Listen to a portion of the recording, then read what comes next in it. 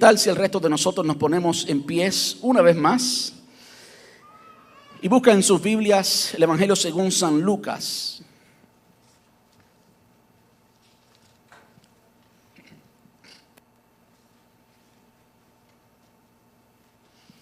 Hoy continuamos con una serie que comenzamos el domingo pasado que le hemos titulado Generosidad. Así que si usted quiere saber parte, esta serie, la serie completa, habla específicamente de generosidad. Es la segunda vez en nuestra iglesia en 6 años que enseñamos acerca de finanzas, y la primera serie se llamó Manejando su dinero, y no me refiero al dinero suyo, sino al dinero de Dios, manejando su dinero.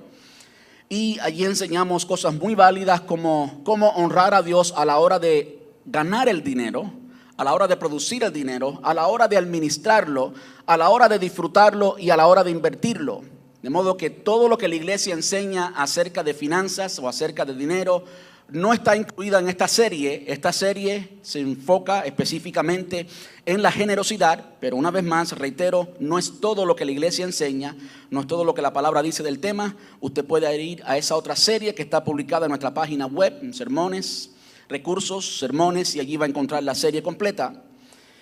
Y hoy les quiero hablar de un tema pero muy controversial, a veces abusado, y aún dentro de la iglesia hay mucha ignorancia, honestamente, acerca de este tema, de modo que con mucha responsabilidad quiero hablarles acerca del tema del diezmo. Y yo he titulado mi sermón en esta tarde, ¿diezmo o generosidad? Una pregunta, ¿diezmo o generosidad? Y le invito a que busque conmigo Lucas capítulo 14, versículo 33. Lucas 14, versículo 33. Acostumbro a leer un versículo antes de predicar, en el cual se basa todo el sermón, y creo que este versículo recoge de una forma muy resumida todo lo que vamos a enseñar hoy. El Señor Jesús está hablando y dice: así que no puedes convertirte en mi discípulo sin dejar todo lo que posees. Así que no puedes. Y por favor escuche, esto lo dijo el Señor Jesús, no lo está diciendo Alain López, el pastor de la iglesia, lo dice Jesús. Así que no puedes convertirte en mi discípulo sin dejar todo lo que posees. Ayúdeme a orar. Amante Rey, te damos tantas gracias en esta tarde, Señor, por la oportunidad preciosa que nos has dado de entrar en tu presencia, alabarte, bendecirte, Señor. La oportunidad de presentar a las niñas de Giuseppe y Xiomara, Señor, esta familia que tanto amamos. Muchas gracias. Ahora, Señor, nos disponemos a estudiar tu palabra. Nos disponemos, Señor, a aprender acerca del diezmo. Y sabemos, Dios, que a ti te interesa mucho la finanza, la administración de los bienes materiales de tu pueblo, de tu iglesia. Te interesa, Señor. Te rogamos en esta tarde que tú nos hables. Te rogamos, Señor, que abras nuestros corazones. Te rogamos, Señor, que vayas más profundo que cualquier experiencia negativa. Te rogamos que vayas más profundo incluso que la tradición, que las cosas que nos enseñaron. Señor, que hoy tú nos hables y podamos saber lo que hay en tu corazón acerca del tema, Señor. Señor, pon la generosidad que te caracteriza, la generosidad que hay en tu corazón y que hubo en tus siervos, en Pablo, Bernabé y en muchos otros.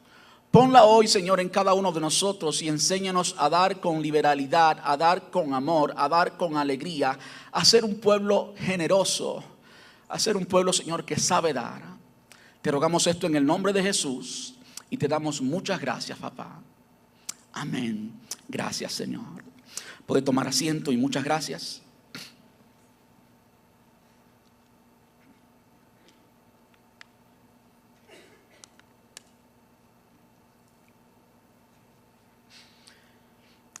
Entonces, repito, el tema de hoy es diezmo o generosidad. Yo sé que usted puede quizás por la pregunta asumir de qué se trata todo el sermón. Quiero pedirle simplemente que haga lo siguiente. Por favor, abra su corazón. Me siento muy responsable de lo que estoy a punto de enseñar, porque entiendo que han habido enseñanzas diferentes. De modo que con mucha responsabilidad quiero hablarles hoy. Hoy vamos a leer mucha Biblia, de modo que Abra su Biblia, siga la pantalla porque vamos a estudiar todo lo que la Biblia dice al respecto y es muy importante. Si fuéramos a definir qué cosa es el diezmo, y esto no está en sus pantallas, pero creo que todo el que es cristiano, más de 2-3 meses, enseguida sabe acerca del diezmo. ¿Qué cosa es el diezmo? Bueno, si fuéramos a tener una descripción bíblica profunda acerca del diezmo, necesitaríamos por lo menos 6 meses de estudio. Y no tenemos 6 meses, sino unos 40 minutos. De modo que no vamos a ir al Antiguo Testamento y al Nuevo y hacer esa exégesis profunda a raíz de toda la Biblia. Hay suficiente material en la palabra de Dios como para estar 6 meses hablando del tema. Y por supuesto no haremos eso, no es necesario que hagamos eso. Todo lo que necesitamos saber acerca del diezmo, creo que en los próximos 40 minutos los vamos a debatir en esta tarde y vamos a verlo en la palabra de Dios. Para comenzar con una idea general acerca del diezmo, básicamente se trata del 10%. ¿El 10% de qué? Bueno, hay muchas versiones bíblicas, escriturales, quiero decir, acerca del 10% de qué. Generalmente el 10% de las ganancias. En un concepto pero muy general, eso es el diezmo, dar el 10%. Para el pueblo de Israel, esto en cierto momento, no en toda la historia del pueblo de Israel, pero sí en cierto momento llegó a tener una definición y llegó a convertirse en una ley. Hubo un momento en el pueblo de Israel que esto se convirtió en la ley del diezmo. Era el impuesto que tenía la nación de Israel, así como cada nación tiene impuestos sobre diferentes cosas. La nación de Israel, instituida por el Señor básicamente, también tenía ciertos impuestos y el impuesto o los impuestos eran conocidos como el diezmo. En el presente, cuando hablamos de la palabra diezmo, y estamos por supuesto hablando de lo que es el diezmo para nosotros la iglesia, no para los judíos, pues el diezmo ha llegado a significar, no es literalmente lo que voy a decir, pero ha llegado a significar la forma principal de sustento en la iglesia. No importa si las personas dan en realidad el 10% o el 5% o una ofrenda simplemente. Cuando hablamos de diezmo en un concepto general y totalmente eclesiástico para la iglesia, no para el pueblo de Israel, el diezmo se ha convertido básicamente en una palabra que significa, que implica el sostén en general de toda la iglesia. Entonces eso es básicamente lo que es diezmo en el Antiguo y en el Nuevo. Yo quiero que vaya conmigo a la palabra de Dios y estudiemos de la palabra de Dios qué exactamente es lo que ella nos dice acerca del famoso y controversial tema del diezmo, que es tan importante o que debe ser tan importante para cada uno de nosotros. La primera vez que la palabra diezmo aparece literalmente en su Biblia está en el libro de Génesis, capítulo 14, versículos desde el 18 hasta el 20. Y por supuesto, hoy en día hay tantas versiones de la Biblia que cuando decimos literalmente, pues tenemos que decir a qué versión nos referimos. Me estoy refiriendo a la versión Reina Valera del 1960. Es la versión en español más tradicional, quizás la más fiel al lenguaje original, hace una traducción de palabra por palabra. Y por eso a veces es tan difícil entenderla porque nos separan tantos años, la cultura, el lenguaje, nos separan tantas cosas, que una versión literal, palabra por palabra, a veces es muy difícil de entender, pero al mismo tiempo es la más fiel, en mi opinión, por supuesto. No obstante, como muchos de ustedes conocen, a mí me gusta más leer la nueva traducción viviente, porque se explica más. Al final no importa, simplemente digo esto de las versiones, porque cuando decimos, si usted busca en una concordancia, tiene que ser específico qué versión de la Biblia. Y por lo general la versión que se usa en las concordancias es la Reina Valera del 1960. En cualquier caso, la primera vez que hay mención literal de lo que es el diezmo, el concepto del diezmo, está en Génesis capítulo 14, versículos desde el 18 hasta el 20, y ustedes tienen o deben tener en sus pantallas el versículo 20. Yo quiero leerles desde el versículo 18. Dice, y Melquisedec, rey de Salem y sacerdote del Dios Altísimo, esa parte es muy importante. No solamente era rey de Salem, sino que era sacerdote del Dios Altísimo. Le llevó pan y vino a Abraham, Melquisedec bendijo a Abraham con la siguiente bendición. Bendito sea Abraham por Dios Altísimo, creador de los cielos y la tierra. Y bendito sea Dios Altísimo, que derrotó a tus enemigos por ti. Dice el versículo 20, la segunda parte. Luego Abraham dio a Melquisedec una décima parte de todos los bienes que había recuperado. Los que conocemos la historia sabemos lo que estaba sucediendo. Si usted quiere estudiar un poquito más en el Nuevo Testamento, en el libro de Hebreos capítulo 7, hay muchas referencias a lo que esto significa, a lo que esto implica, a lo que esto enseña. De modo que si usted quiere estudiar el tema, pues puede revisar, puede repasar, puede leer, profundizar ambos pasajes, Génesis 14, del 18 al 20, y también Hebreos capítulo 7, el capítulo completo básicamente. Esta es la primera vez que la palabra diezmo aparece en nuestra Biblia y simplemente es una frase para referirse a la cantidad de los botines que Abraham había recibido de esta guerra que él tuvo, en la que recuperó muchas cosas, incluyendo a Lot y su familia.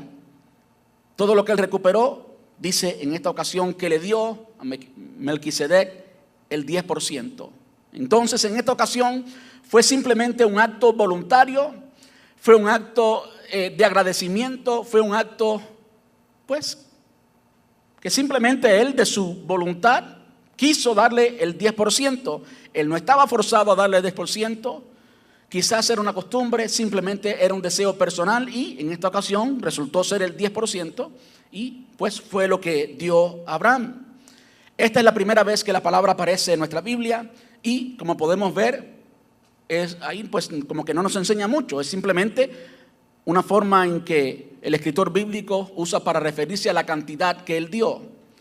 Ahora, cuando comenzamos a leer y comenzamos a estudiar el resto de la palabra de Dios, podemos ver que dar específicamente el 10% se convirtió en una costumbre. Se convirtió en una costumbre y como vamos a ver, eventualmente se convierte en una ley y algo muy importante para Dios en cuanto a la obra religiosa, en cuanto al plan de Dios con su pueblo. La segunda vez que aparece en sus Biblias la palabra diezmo está en Génesis capítulo 28, versículos desde el 20 hasta el 22. Y yo quiero leerles estos versículos. Creo que en sus pantallas aparecerá solamente el versículo 22.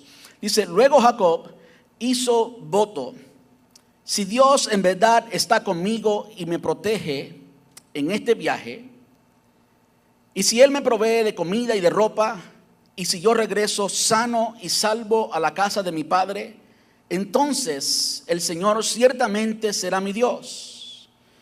Y esta piedra que levanté como columna conmemorativa será un lugar de adoración a Dios, y yo le daré a Dios una décima parte de todo lo que Él me dé. Eso aparece por supuesto también en la versión Reina Valera, y daré a Jehová el diezmo de todo lo que me diere, dice esta versión. Ahora notemos algo importante. Es importante notar quiénes son estos hombres. Abraham es conocido como el padre de la fe.